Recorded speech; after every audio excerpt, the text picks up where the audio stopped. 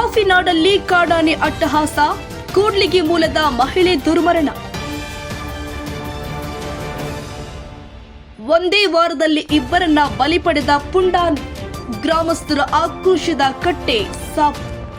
ನೊಂದ ಕುಟುಂಬದ ನೆರವಿಗೆ ಧಾವಿಸಿದ ಕೂಡ್ಲಿಗಿ ಶಾಸಕ ಡಾಕ್ಟರ್ ಎನ್.ಟಿ. ಶ್ರೀನಿವಾಸ್, ಮಾನವೀಯತೆ ಮೆರೆದ ಜನನಾಯಕ. ಕೊನೆಗೂ ಅರಣ್ಯ ಇಲಾಖೆ ಬಲೆಗೆ ಬಿದ್ದ ಮದಗಜ, 12 ಆನೆಗಳ ಭರ್ಜರಿ ಕಾರ್ಯಾಚರಣೆ ಯಶಸ್ವಿ. ನಮಸ್ತೆ, ನೀವು ನೋಡ್ತಾ ಇದ್ದೀರಿ ರಾಷ್ಟ್ರಕ್ರಾಂತಿ ನ್ಯೂಸ್. ಕಾಫಿನಾಡು ಚಿಕ್ಕಮಗಳೂರಲ್ಲಿ ಕಾಡಾನೆಯೊಂದರ ಅಟ್ಟಹಾಸ ಮುಂದುವರೆದಿದ್ದು, ಬಡ ಕೂಲಿ ಕಾರ್ಮಿಕ ಮಹಿಳೆಯೊಬ್ಬರು ಆನೆ ದಾಳಿಗೆ ಬಲಿಯಾಗಿದ್ದಾರೆ.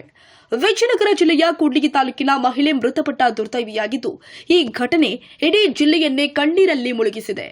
ಇತ್ತ ಶಾಸಕ ಡಾಕ್ಟರ್ ಎನ್.ಟಿ. ಶ್ರೀನಿವಾಸ್ ಅವರು ತಕ್ಷಣ ಸ್ಪಂದಿಸೋದ್ರ ಮೂಲಕ ನೊಂದ ಕುಟುಂಬಕ್ಕೆ ಆಪತ್ ಬಾಂಧವರಾಗಿದ್ದಾರೆ.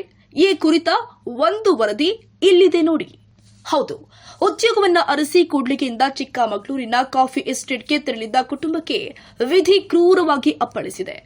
ಕೂಡ್ಲಿಗಿ ತಾಲೂಕಿನ ಕಾಮಯ್ಯನಹಟ್ಟಿ ಗ್ರಾಮದ ಬಿ. ಬೋರಮ್ಮ ಎಂಬುವರು ಹುಣಸೆಹಳ್ಳಿ ಸಮೀಪದ ಹ್ಯಾರಂಬಿ ಗ್ರಾಮದ ನಾಗೇಶ್ ಗೌಡ ಅವರ ತೋಟದಲ್ಲಿ ಕೆಲಸ ಮಾಡ್ತಾ ಇದ್ದಾಗ ಕಾಡಾನೆ ಏಕಾಏಕಿ ದಾಳಿ ಮಾಡಿದೆ. ಘಟನೆಯಲ್ಲಿ ಬೋರಮ್ಮ ಸ್ಥಳದಲ್ಲಿ ಮೃತಪಟ್ಟಿದ್ದಾರೆ. ಕಳೆದ ವಾರವಷ್ಟೇ ಇದೇ ಭಾಗದಲ್ಲಿ ಮತ್ತೋರ್ವ ವ್ಯಕ್ತಿ ಆನೆ ದಾಳಿಗೆ ಬಲಿಯಾಗಿದ್ರು. ಈಗ ವಾರದ ಒಳಗೆ ಎರಡನೇ ಬಲಿ ಪಡೆದ ಪುಂಡಾನೆಯ ವಿರುದ್ಧ ಗ್ರಾಮಸ್ಥರು ಹಾಗೂ ಕಾರ್ಮಿಕರು ರೊಚ್ಚಿಗೆದ್ದಿದ್ದಾರೆ. ಮೃತ ಮಹಿಳೆಯ ಶವವಿಟ್ಟು ತೀವ್ರ ಪ್ರತಿಭಟನೆ ಮಾಡಿದ ಜನ ಅರಣ್ಯ ಇಲಾಖೆಯ ನಿರ್ಲಕ್ಷ್ಯದ ವಿರುದ್ಧ ಆಕ್ರೋಶ ವ್ಯಕ್ತಪಡಿಸಿದ್ದಾರೆ. ನೊಂದ ಕುಟುಂಬಕ್ಕೆ ಸಾಂತ್ವನ ನೀಡಿದ ಶಾಸಕರು ವಿಷಯ ತಿಳಿತಾ ಇದ್ದಂತೆಯೇ ತಕ್ಷಣ ಕಾರ್ಯಪ್ರವೃತ್ತರಾದ ಕೂಡ್ಲಿಗಿ ಶಾಸಕ ಡಾಕ್ಟರ್ ಎನ್.ಟಿ. ಶ್ರೀನಿವಾಸ್ ಶೃಂಗೇರಿ ಶಾಸಕ ಟಿ.ಡಿ. ರಾಜೇಗೌಡ ಅವರೊಂದಿಗೆ ದೂರವಾಣಿ ಮೂಲಕ ಚರ್ಚೆ ಮಾಡಿದ್ರು.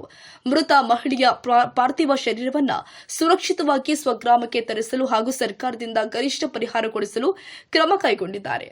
ಅಷ್ಟೇ ಅಲ್ಲದೆ ತಮ್ಮ ಆಪ್ತ ಸಹಾಯಕರನ್ನ ಘಟನಾ ಸ್ಥಳಕ್ಕೆ ಕಳುಹಿಸಿ ಸಂತ್ರಸ್ತ ಕುಟುಂಬಕ್ಕೆ ಆತ್ಮಸ್ಥೈರ್ಯ ತುಂಬುವ ಮೂಲಕ ಜನಸ್ನೇಹಿ ನಾಯಕ ಎನಿಸಿಕೊಂಡಿದ್ದಾರೆ. ಇನ್ನೊಂದು ಕಡೆ ಆನೆ ದಾಳಿಯಿಂದ ರೊಚ್ಚಿಗೆದ್ದಿದ್ದ ಜನರ ಆಕ್ರೋಶಕ್ಕೆ ಮಣಿದ ಅರಣ್ಯ ಇಲಾಖೆ ಭರ್ಜರಿ ಕಾರ್ಯಾಚರಣೆ ಮಾಡಿದೆ.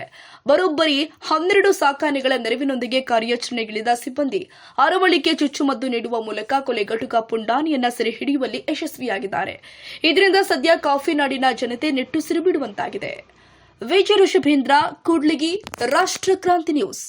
ನಾವು ನಿಮ್ಮೊಂದಿಗೆ.